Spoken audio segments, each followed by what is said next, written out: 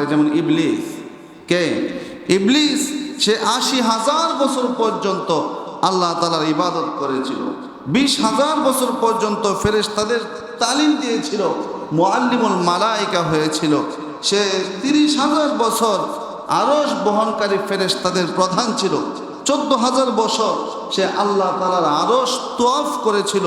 আর ৪০ বছর জাহান্নামের, ৪০ বছর জান্নাতের কেয়ারটেকার, পাহারাদার, দারোয়ান হিসেবে দায়িত্ব পালন করেছে। এরপরে সে একটা মাত্র শব্দ আনা খয়রুম মিনহু, আমি আদম থেকে শ্রেষ্ঠ, এই কথা উল্লেখ করার কারণে সে কাফের হয়ে গিয়েছে, অহংকারী হয়ে গিয়েছে, জান্নাত থেকে বিতাড়িত হয়ে গিয়েছে। আমার মুসলমান ভাইরা, আল্লাহ রাব্বুল আলামিন সে কথাই কোরআনুল কারীমের ভিতরে বলেন, ওয়ালাকাদ খলাকনাকুম সুম্মা সাওয়ারনাকুম সুম্মা কুলনা লিল মালাইকাতি ইসজুদু লিআদম। আল্লাহ রাব্বুল আলামিন বলেন, বান্দারা রে, আমি আল্লাহ তাআলা তোমাদেরকে সৃষ্টি করেছি, তোমাদেরকে উত্তম গঠন দান করেছি।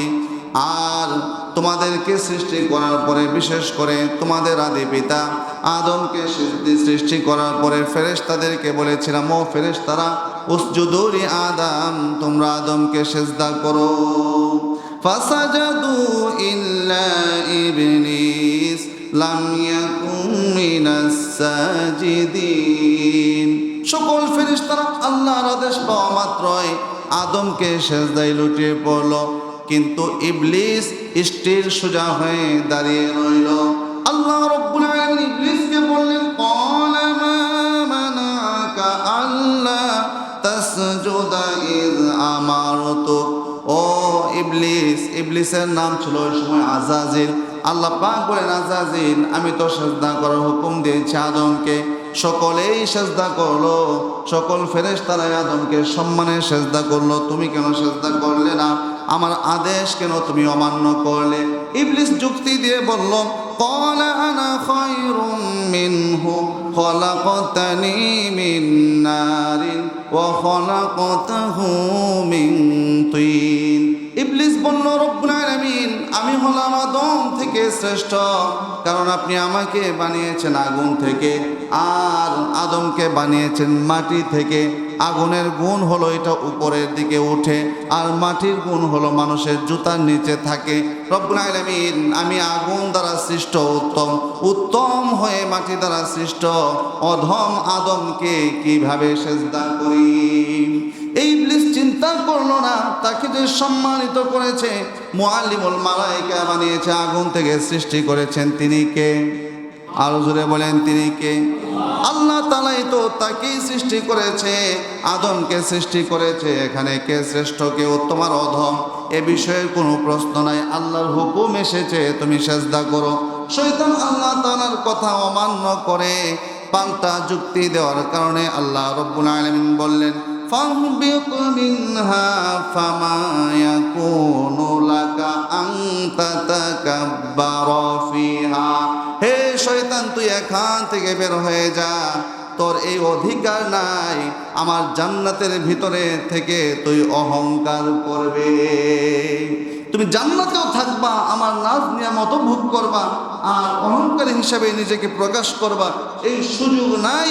ফাখরুজ ইন্নাকা মিনাস সাগিরিন, তুই বের হয়ে যা, কারণ এখন থেকে তুই লাঞ্ছিত, অপমানিত। এরপরের ঘটনা কি আমাদের জানা আছে? আমার মুসলমান ভাইরা, এই কারণে দুনিয়াতে মানুষ কোনো কিছু করতে পারে, কিন্তু অহংকার করার অধিকার কারণেই। কারণ অহংকার হলো আল্লাহ রাব্বুল আলামিনের চাদর। হযরত আবু হুরায়রা রাদিয়াল্লাহু তাআলা আনহু থেকে বর্ণিত, রাসূল করিম সাল্লাল্লাহু আলাইহি ওয়াসাল্লাম বলেন, আল্লাহ তাআলা হাদিসে কুদসির ভিতরে উল্লেখ করেন, আল কিবরিয়াউ রিদাই ওয়াল আজমাতু ইজারি ফামান নাযানি ফাইফি শাইইন মিনহা আদখালতুহু ফিন্নার। অহংকার হলো আমি আল্লাহর চাদর, আর বরত্বতা হলো আমি আল্লাহ তাআলার লুঙ্গি। যে আমার চাদর আর লুঙ্গি নিয়ে টানাটানি করবে, আমি আল্লাহ তাকে জাহান্নামে প্রবেশ করাবো। বলেন নাউযুবিল্লাহ। যেই সূরার নামটি রাখা হয়েছে একটি শব্দের মাধ্যমে, এটি হলো ফুরকান। এই ফুরকান শব্দটি এই সূরার ভিতরে মাত্র একবার আসছে। একবার আসলেও এর নামে সূরার নামকরণ করা হয়েছে, একে বলা হয় তাসমিয়াতুল কুল বি ইসমিল জুজ। এই সূরার ভিতরে আয়াত আছে ৭৭টি, রুকু আছে ৬টি। সূরাটি নাজিল হয়েছিল মক্কায়। এই সূরাকে আল্লাহ রাব্বুল আলামিন ফুরকান বলে নাম রেখেছেন। ফুরকান দ্বারা বোঝানো হয়েছে কোরআন। কোরআনকে ফুরকান বলা হয় এই জন্য যে এই ফুরকান আল ফারিকু বাইনাল কুফরি ওয়াল ঈমান, ঈমান আর কুফরির মাঝে পার্থক্য করে দেয়। আমার ভাইরা, ঈমান আর কুফরির মাঝে পার্থক্য করে দেয় কে? কোরআন। আর এই কোরআনকেই বলা হয় ফুরকান। আল্লাহ রাব্বুল আলামিন কি বলছেন আসুন দেখি না। আল্লাহ পাক বলেন, তাবারাকাল্লাযী নাযালাল ফুরকান আলা আবদিহি লিয়াকুনা লিল আলামিনা নাযীরা। আমার মুসলমান ভাইয়েরা, আল্লাহ রাব্বুল আলামিন বলেন, কত বরকতময় পবিত্র মহান সত্তা তিনি, যিনি তার বান্দার উপর অর্থাৎ আমাদের নবী বিশ্ব নবী মুহাম্মদ সাল্লাল্লাহু আলাইহি ওয়াসাল্লামের উপর নাজিল করেছেন ফুরকানকে, লিয়াকুনা লিল আলামিনা নাযীরা, যেন তিনি ফুরকানের দ্বারা, কোরআনের দ্বারা বিশ্ব জাহানের সমস্ত মানুষকে সতর্ক করতে পারে। সমস্ত বিশ্বজাহানের মানুষের জন্য এই কোরআন হলো ফুরকান, যা সতর্ককারী হবে। আমার ভাইরা, অন্যান্য নবীগণ পৃথিবীতে আগমন করেছিলেন, কেউ নির্দিষ্ট গ্রামের জন্য, কেউ নির্দিষ্ট শহরের জন্য, কেউ নির্দিষ্ট রাষ্ট্রের জন্য, কিন্তু আমাদের নবী লিল আলামিনা নাযীরা, কিন্তু তিনি কোনো গোত্রের নবী নন, শুধু একটা জাতির নবী নন, তিনি সমস্ত জাহানের সমস্ত মানুষের নবী এবং তাদের জন্য সতর্ককারী। তো এই সূরা থেকে যে আয়াতগুলো আমি তেলাওয়াত করেছি এর কারণ আছে। কারণ কি? বর্তমান বিশ্বে এই অধঃপতিত সমাজ, সামাজিক জীবনে মানুষের নৈতিক চরম অবক্ষয়, নৈতিক চরম অবক্ষয়ের এই যুগে এই শিষ্টাচার বহির্ভূত সমাজে মানুষকে উত্তম গুণাবলী শিক্ষা দেওয়ার জন্য, উত্তম শিষ্টাচার শিক্ষা দেওয়ার জন্য, মানুষের মানবিক গুণাবলীগুলো জাগ্রত করার জন্য কোরআন সুন্নাহর বিকল্প এই পৃথিবীতে আর কিছু নাই, ঠিক না? মানুষকে উত্তম গুণাবলী শিক্ষা দেওয়ার জন্য, মানুষকে মানুষ বানানোর জন্য, সে যে মানবতা, মানব জাতি, তার মধ্যে মনুষ্যত্ব থাকবে, এই শিক্ষা কোরআন ছাড়া আর কোথাও খুঁজে পাওয়া যায় না। আল্লাহ রাব্বুল আলামিন কোরআনের ভিতরে বিভিন্ন জায়গায় মানুষকে মনুষ্যত্ব শিক্ষা দিয়েছেন, মানবতা শিক্ষা দিয়েছেন, উত্তম বিভিন্ন গুণাবলী শিক্ষা দিয়েছেন। আমি আপনাদের সামনে সূরা ফুরকানের যে আয়াতে কারিমা তিলাওয়াত করেছি, এই আয়াতের ভিতরে আল্লাহ রাব্বুল আলামিন রহমানের বান্দাদের 13টি গুণ উল্লেখ করেছেন এবং 13টি গুণ যেন মানুষ অর্জন করে সে বিষয়ে আল্লাহ তাআলা তাগিদ করেছেন। এবং তিনি শুরু করেছেন ওয়া ইবাদুর রহমান, রহমানের বান্দা যারা তাদের গুণাবলীগুলো হলো এই এই আল্লাহ তাআলা বলেছেন। আল্লাহ তো বলতে পারতেন যে আল্লাহর বান্দা যারা তাদের গুণাবলী এই। আল্লাহর তো আরও 99টা নাম আছে, রহিম, গফফার, সাত্তার, রাজ্জাক, খালেক, মুমিন, মুহাইমিন, আল আজিজ, আল জাব্বার, আল মুতাকাব্বির। অন্য নামের কথা উল্লেখ করে তো বলতে পারতেন যে সাত্তারের বান্দাদের গুণাবলী, গফফারের বান্দাদের গুণাবলী, এইভাবে না বলে তিনি বলেছেন রহমানের বান্দাদের গুণাবলী। এতগুলো নাম থেকে শুধু রহমান শব্দ আল্লাহ কেন চয়ন করেছেন? কারণ কাফেরদেরকে যখন নবীজি বলতেন যে তোমরা রহমানের সাজদা করো, রহমানের ইবাদত করো, তারা বলতো আমার রহমান। রহমান আবার কে? আমরা চিনি না, আমরা শুধু আল্লাহর একটা নাম ওই জানি আল্লাহ। তাদেরকে মুশরিকের জন্য বলা হয় তারা আল্লাহকে মানত, কিন্তু আল্লাহর সাথে অনেক দেবতা তৈরি করে পূজা করে শিরিক করত। তারা বলতো রহমান আবার কে, আমরা চিনি না। এমনকি হুদাইবিয়ার সন্ধির দিনেও মক্কার মুশরিকেরা আল্লাহ তাআলা এই রহমান নামকে অস্বীকার করেছে। হুদাইবিয়ার সন্ধির চুক্তির লেখককে রসুল বললেন যে তুমি লেখো বিসমিল্লাহির রহমানির রহিম, পরম করুণাময় আল্লাহ তাআলার নামে শুরু করছি, এই কথা তুমি লেখো। তো যখন লিখলো মক্কার মুশরিকরা আপত্তি করলো, তারা বলল যে রহমান রহিমকে তো আমরা চিনি না, এটা কেটে দাও আর লেখো বি ইসমিকা আল্লাহুম্মা, হে আল্লাহ তোমার নামে শুরু করতেছি। অর্থাৎ তারা আল্লাহকে মানত, কিন্তু আল্লাহ তাআলা যে আরও ৯৯টা নাম আছে এইগুলা মানত না। আমার ভাইয়েরা জেনে খুশি হবেন, আল্লাহর ওই ৯৯টা নাম আছে, আমরা শুধু শুনি। কুরআনুল কারীমের ভিতরে আল্লাহ তাআলা তার ৯৯টা নাম উল্লেখ করেছেন এবং নিজের নামের প্রশংসা করেছেন, বলেন সুবহানাল্লাহ। আল্লাহ রাব্বুল আলামিন তাদের প্রতিবাদে আয়াত নাযিল করে রাসূলকে বললেন, কুল ইদউল্লাহা আও ইদউর রহমান আইয়াম্মা তাদউ ফালাহুল আসমাউল হুসনা। আল্লাহ পাক বলেন, নবী দোস্ত মুহাম্মদ আপনি বলে দিন, হে দুনিয়ার মানুষেরা, তোমরা আল্লাহকে আল্লাহ নামে ডাকো আর রহমান রহিম নামে ডাকো না কেন? যে নামেই ডাকো তোমরা শুনে রাখো, জেনে রাখো, আল্লাহ তাআলা শুধু একটি নাম নয়, বরং সুন্দর সুন্দর ৯৯টি নাম রয়েছে, বলেন সুবহানাল্লাহ। আল্লাহ ৯৯টি নাম আছে, তুমি যে কোনো নামে আল্লাহকে ডাকতে পারো। শুধু আল্লাহ আল্লাহ বললেই সব হবে আর গফফার গফফার বললে সব হবে না, এমন না। আল্লাহর ৯৯টি নাম থেকে যেটা যখন তোমার পছন্দ হয় সে নামেই তুমি ডাকতে পারো আল্লাহ। তারা আল্লাহ শুধু একজন নামকে চয়ন করে নিয়েছিল, নির্দিষ্ট করে নিয়েছিল।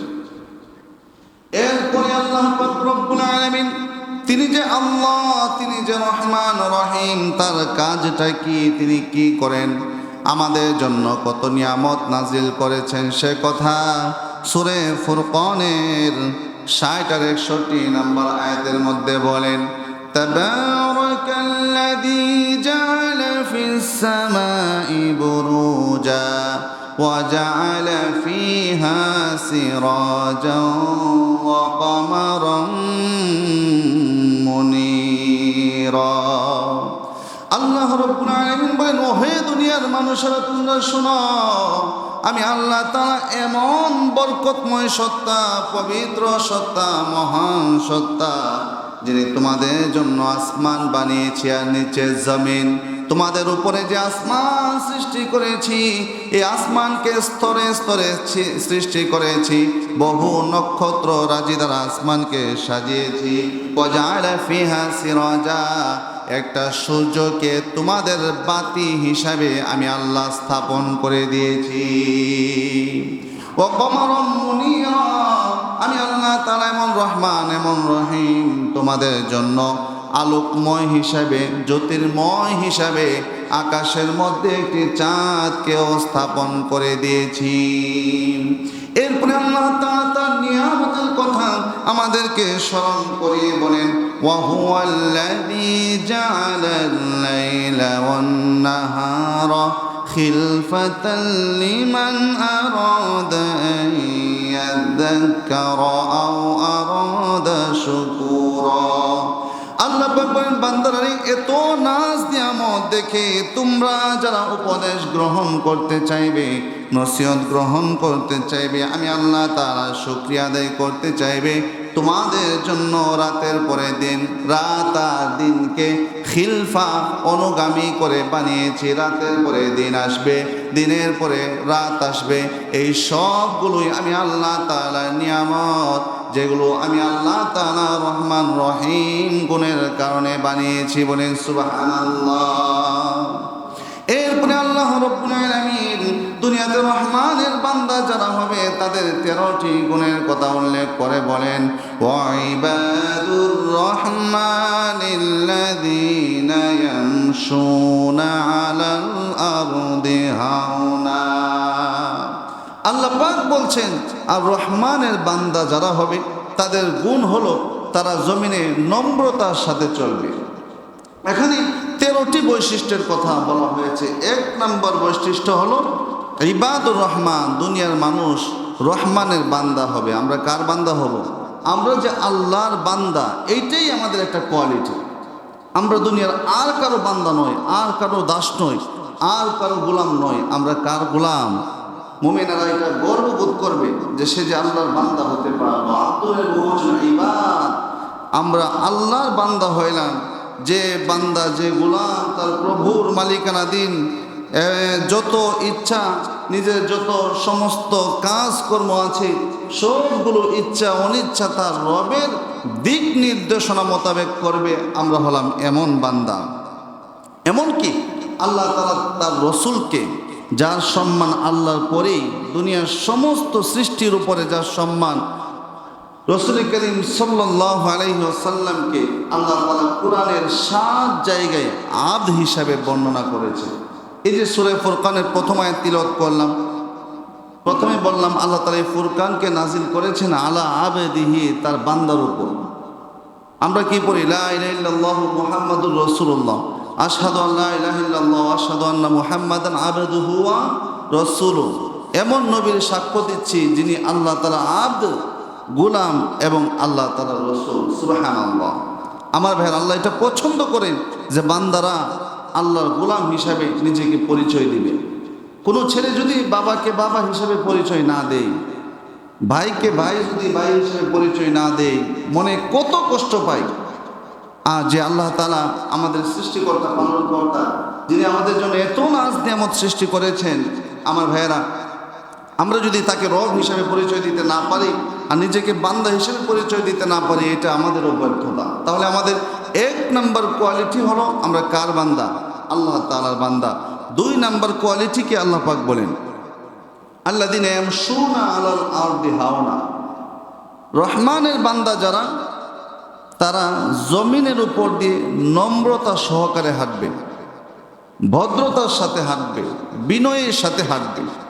রাসূল করিম সাল্লাল্লাহু আলাইহি ওয়াসাল্লামের ব্যাপারে আছে, নবীজি যখন হাঁটতেন মনে হতো তিনি উঁচু ভূমি থেকে নিচের দিকে যাইতেছেন, মাথাটা নত করে আস্তে আস্তে ধাবড়ে, আমার অহংকার করে, বুক উঁচা করে, এইভাবে ক্ষমতা দেখায় রাসূল করিম সাল্লাল্লাহু আলাইহি ওয়াসাল্লাম হাঁটতেন না। মানুষের কিসের ক্ষমতা? এ তো দাঁড়িয়ে আছে একজন মানুষ, হঠাৎ করে বসে গেছে, মারা গেছে। এত বড় বডি, এত বড় দেহ, লাশ 1 সেকেন্ডের জন্য দাঁড়ায় থাকতে পারে না যখন তার মৃত্যুর সময় চলে আসে। আর যদি কয়েকবার দাস্ত হয়, শরীর তো একেবারে শেষ, বিছনা ছাড়ার উপায় থাকে না। আমার ভাইরা, ঠিক কিনা? তাহলে মানুষ কিসের ভিত্তিতে অহংকার করবে? আল্লাহ পাক বলেন আমার বান্দা যারা, তারা অহংকার ছাড়া বিনয়ের সাথে দুনিয়াতে চলাফেরা করবে। অহংকার বলা হয় নিজেকে বড় মনে করা, অন্যকে ছোট মনে করা। অহংকার হলো উম্মুল আমরাজ, সকল অসুস্থতার মা। এই অহংকার থেকে তৈরি হয় হিংসা, এই অহংকার থেকে তৈরি হয় গীবত, অহংকার থেকে কুফরি পর্যন্ত তৈরি হয়ে যায়। কুফরিতেও কেউ পৌঁছে যেতে পারে, যেমন ইবলিস। কে?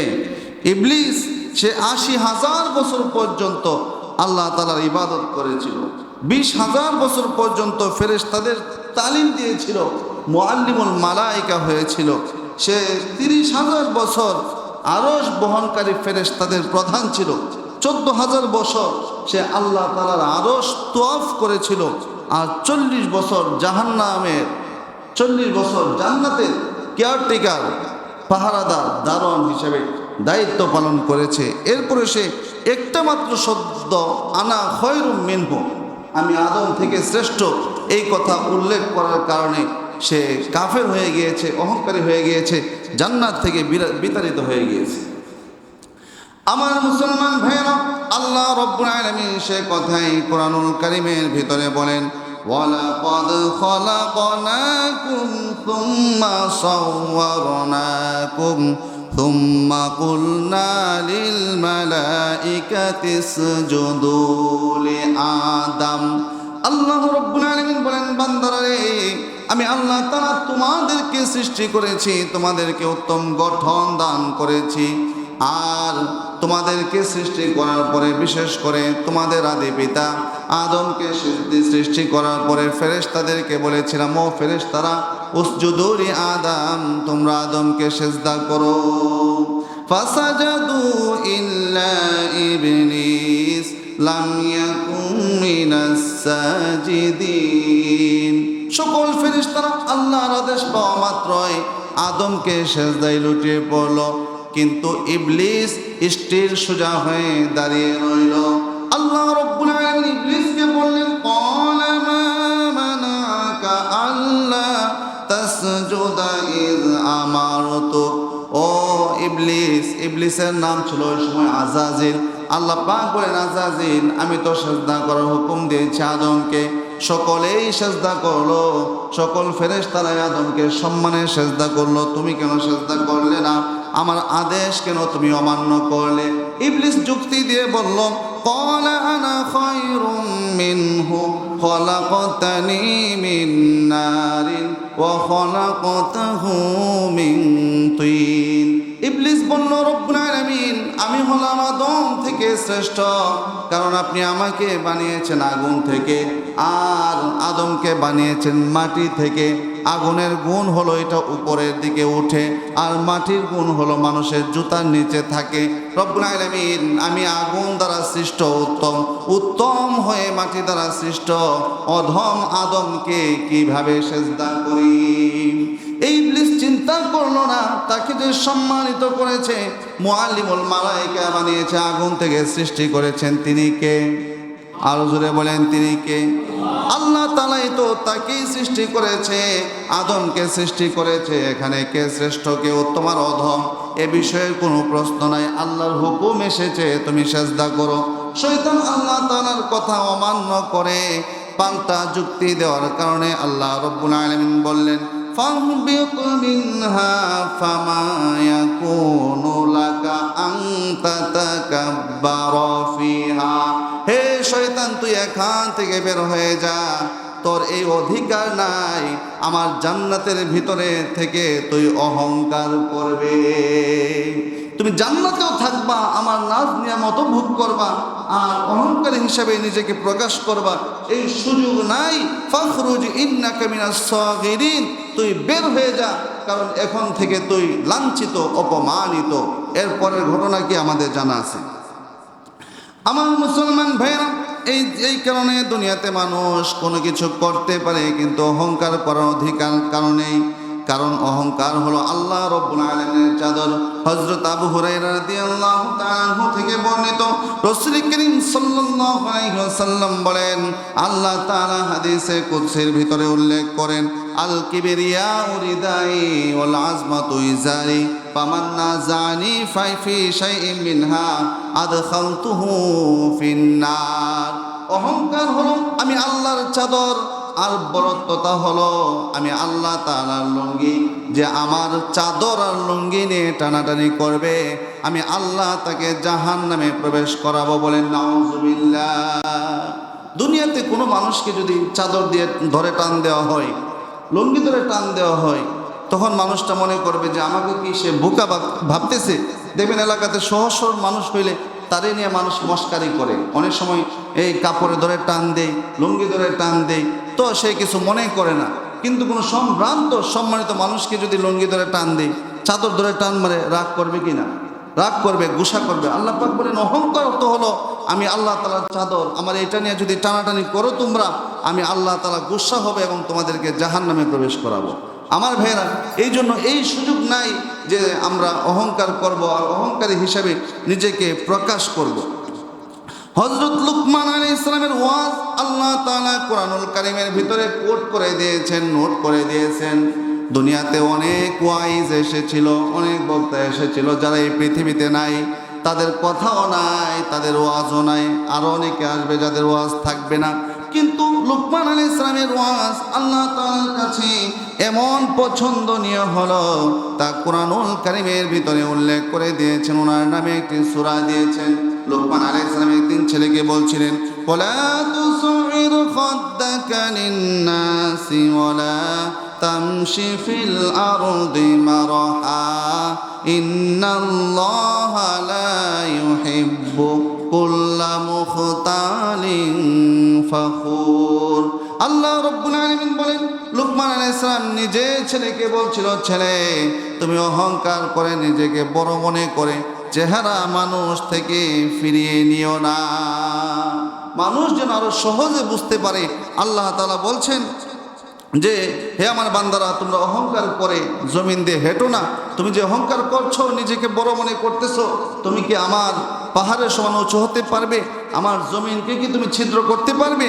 নবীজি বলেন, লা ইয়াদখুলুল জান্নাতা মান কানা ফি কলবিহি মিসকালা যাররাতিন মিন কিবির। যার অন্তরে সরিষা দানা পরিমাণ অহংকার থাকবে, সে জান্নাতে যেতে পারবে না। আর মানুষ যেন অহংকারী না হয়, অহংকার যেন দিল থেকে দূরে সরে যায়। রাসূল করিম সাল্লাল্লাহু আলাইহি ওয়াসাল্লাম আমল শিক্ষা দিয়েছেন। তিনি বলেন, আল বাদিউ বিস সালাম ফাকাদ বারিয়া মিনাল কিবর। যে মানুষ আগে আগে মানুষকে সালাম দিবে, সে অহংকার থেকে মুক্ত হয়ে যাবে। আমাদের ভিতরে যেন এমন না আসে যে আমি সম্মানিত, আমি কাউকে সালাম দিব না, আমাকে সবাই সালাম দিবে। এই আশায় যেন আমরা বসে না থাকি। সালামটা আসলে সম্মানের জন্য করা হয়নি, এটা শান্তির জন্য দেওয়া হয়েছে।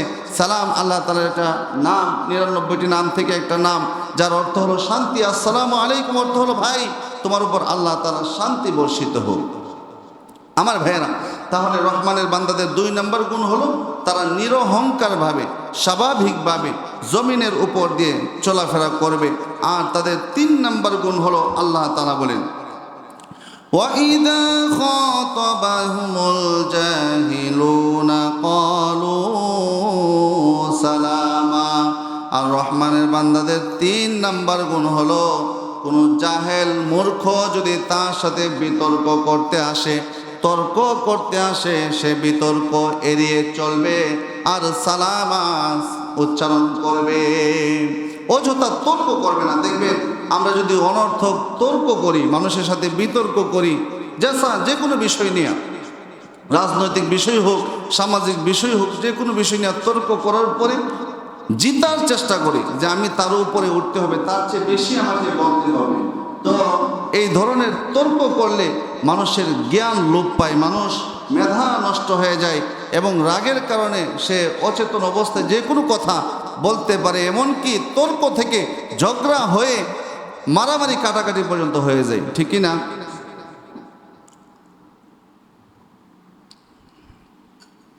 এই জন্য তাফসীর ইবনে কাসিরের মধ্যে লিখেছে যে মূর্খ মানুষের সাথে তর্ক করবে।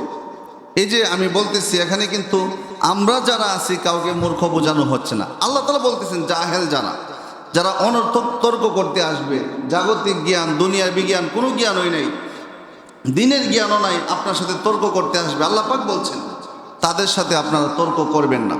কারণ তর্ক দ্বারা এই পৃথিবীতে কেউ কিছুই করতে পারে না। নাকি এমন কাউকে দেখেছেন যে তর্ক করে সে এমপি হয়ে গেছে, মন্ত্রী হয়ে গেছে? এমন কেউই হতে পারে নাই। তাফসীর ইবনে কাসিরের একটি হাদিসে এসেছে, আল্লাহর রাসূল দেখেন একবার ২ জন সাহাবী তর্ক করতেছেন, একজন আরেকজনকে গালি দিচ্ছে। আরেকজন বলছে আমি তোমাকে গালি দিব না, বরং সে বলছে সালামুন আলাইকুম, তোমার উপর শান্তি অবতীর্ণ হোক। নবীজি ২ জন সাহাবীকে কাছে ডাকলেন আর বললেন, হে আল্লাহর বান্দা, তুমি যে অমুককে গালি দিয়েছ, তোমার গালি তার উপর পড়ে নাই, তোমার গালি তোমার উপরে পড়েছে। আর তুমি যে ওই লোকটাকে সালাম বলেছ, তোমার সালাম তোমার উপরে নাজিল হয়েছে। তাহলে যে কাউকে গালি দিবে, ওই গালি সমস্ত পৃথিবীতে ঘুরে দেখবে যে যাকে গালি দিয়েছে তার উপরে গালিটা পড়ার উপযুক্ত কিনা। যদি উপযুক্ত পাত্র না পায়, তাহলে এটা সমস্ত দুনিয়া ঘুরে এসে যে গালি দিয়েছে তার উপর পড়লো। যে কাউকে অনর্থক কাফের বলছে, মুনাফিক বলছে, মুশরিক বলছে, আসলে সে কাফের নয়, মুনাফিক নয়, মুশরিক নয়, তার এই গালি সমস্ত পৃথিবী ঘুরে আবার তার দিকে ফিরে আসবে। রহমানের বান্দাদের ৪ নম্বর কোয়ালিটি আল্লাহ তাআলা বলেন, والذين يبيتون لربهم سجدا وقياما।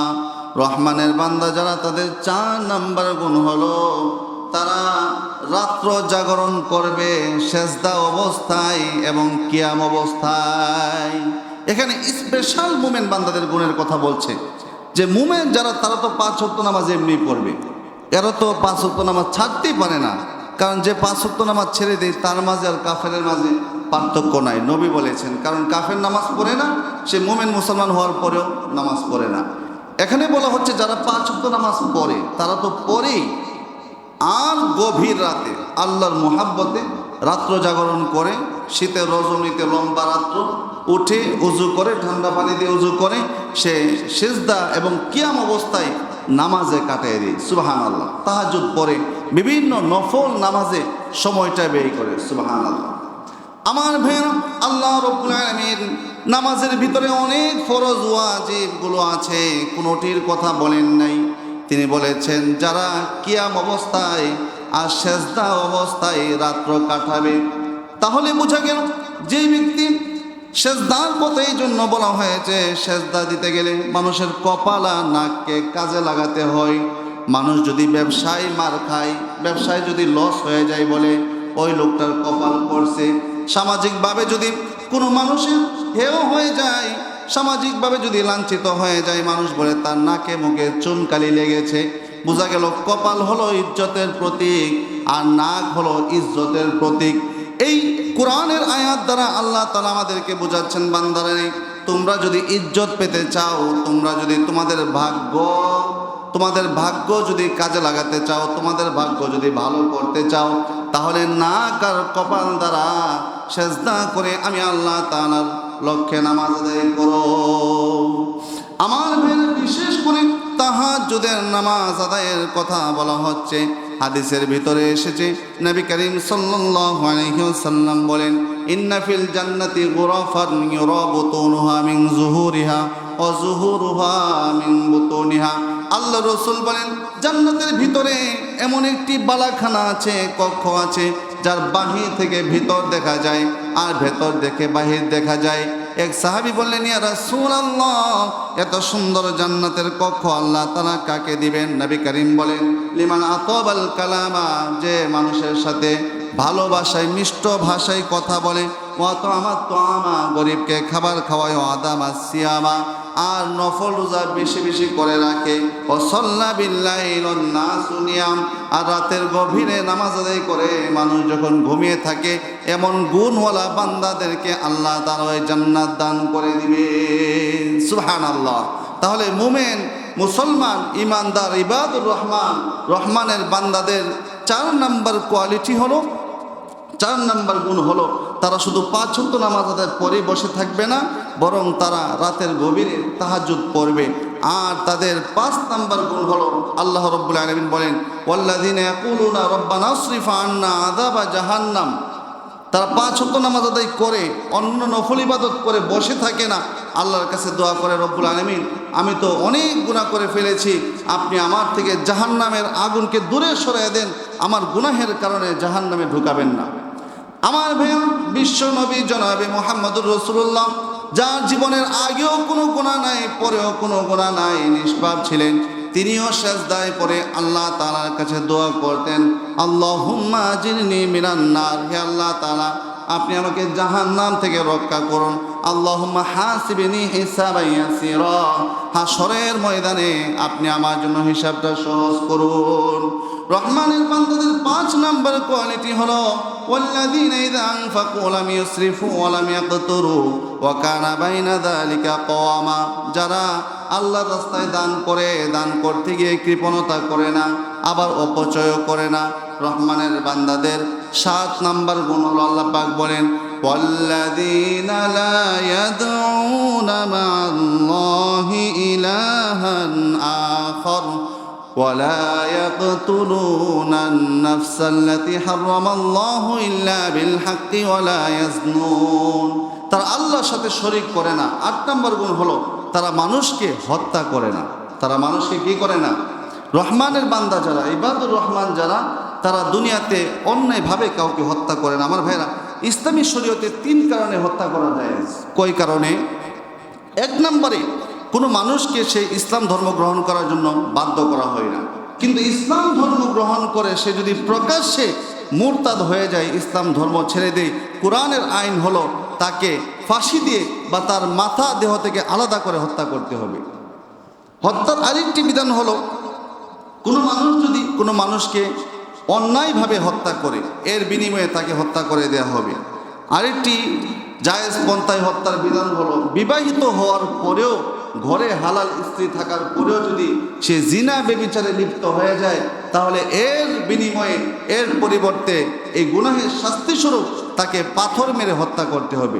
তাহলে হত্যার 3 কারণ: 1 নম্বর হলো মুরতাদ হলে হত্যা করা যাবে, 2 নম্বর জিনা করলে হত্যা করা যাবে, আর 3 নম্বরে খুনের পরিবর্তে হত্যা করা যাবে। আমার ভাইরা, হত্যা করা যাবে না, হত্যা করতেই হবে। এই যে আমাদের দেশে একটার পর একটা খুন হচ্ছে, আমার ভাইয়েরা, এই খুনের কি বিচার হচ্ছে? কেন হচ্ছে না? আর মানুষ এই খুনের যে বিচার দেখতেছে, দেখার পরেও কি হত্যা থেকে বারণ হচ্ছে? বারণ হচ্ছে না। কারণ হত্যার যে বিচার করা হয়, কুরআন সুন্নাহ মোতাবেক, শরীয়ত মোতাবেক বিচারটা করা হয় না। কারণ শরীয়ত মোতাবেক বিচার হলো, এইটা সময় ক্ষেপণ করা যাবে না। হত্যা হয়েছে, সাক্ষী আছে, ওই লোকটাকে জনসম্মুখে এনে হত্যা করতে হবে। আমার ভাইয়েরা, আপনারা এই সপ্তাহের সবচেয়ে বেশি আলোচিত ঘটনা জানেন। গত শুক্রবারে জুমার নামাজের পরে ইনকিলাব মঞ্চের মুখপাত্র, আহ্বায়ক, যে জুলাই আন্দোলনের প্রথম সারির একজন যোদ্ধা, সে শুধু এই দেশে ইসলামের কথা বলে, ধর্মের কথা বলে, রাষ্ট্রের মোহাব্বতের কথা বলে এবং মানুষের সেবা করতে চেয়েছিল। এই কারণে নোংরা রাজনীতির রুশানলের শিকার হয়ে তার মৃত্যুবরণ করতে হয়েছে। আমার ভাইয়েরা, গত শুক্রবারে জুমার নামাজের পরে সরাসরি একজন শুটার দিয়ে তার মাথার ডান দিকে ডান কানের পাশ দিয়ে গুলি করা হয়েছে। ওই গুলি বাম কানের পাশ দিয়ে বের হয়ে চলে গিয়েছে। আমার ভাইয়েরা, এটা কেন হচ্ছে? এর কারণ হলো, খুনিরা হত্যা করে তারা পার পেয়ে যায়। আমার ভাইয়েরা, এই দেশে হত্যা করলে হত্যার কোনো বিচার হয় না। একটা কুকুরকে হত্যা করছে, আমরা জানি বিচার হয়েছিল কি না? কিন্তু কুকুরের দাম আছে, প্রাণীর দাম আছে, একটা মানুষের দাম নাই। আমার ভাইয়েরা, উসমান হাদি যে ছেলেটা আমাদের দেশের কথা বলেছিল, বিনদেশীদের আক্রমণের কথা, বিনদেশীর এই দেশ দখল করে ফেলবে, তাদের বিরোধিতা করেছিল এবং নোংরা রাজনীতির প্রতিবাদ করার কারণে আজকে তাকে মরতে হয়েছে। আমি মনে করি তারা উসমান হাদিকে হত্যা করে শেষ করতে পারে নাই। এই উসমান হাদি যে আদর্শ গ্রহণ করেছিল, এই আদর্শ গ্রহণ করে এই দেশে প্রত্যেকটা গ্রামে, প্রত্যেকটা মহল্লায়, প্রত্যেকটা পাড়ায় পাড়ায় আরেকটা উসমান হাদির জন্ম হবে। জোরে বলেন ঠিক কিনা? শত শত হাজার হাজার উসমান হাদি এই দেশকে পাহারাদারি করার জন্য, এই দেশ রক্ষায় জন্ম নেবে। আমরা এই দোয়া করি, আল্লাহ তাআলা উসমান হাদিকে মাফ করে দেখ এবং যারা তাকে হত্যা করেছে, হত্যায় সহযোগিতা করেছে, তাদেরকে চিহ্নিত করে, তাদেরকে খুঁজে বের করে দৃষ্টান্তমূলক শাস্তির ব্যবস্থা করা হোক। আল্লাহ তাআলা আমাদের সকলকে যে কথাগুলো বলা হয়েছে বোঝার, মানার এবং আমল করার তৌফিক দান করুন। সবাই বলেন আমিন। ওয়া আখিরু দাওয়ানা আনিল হামদুলিল্লাহি রাব্বিল আলামিন।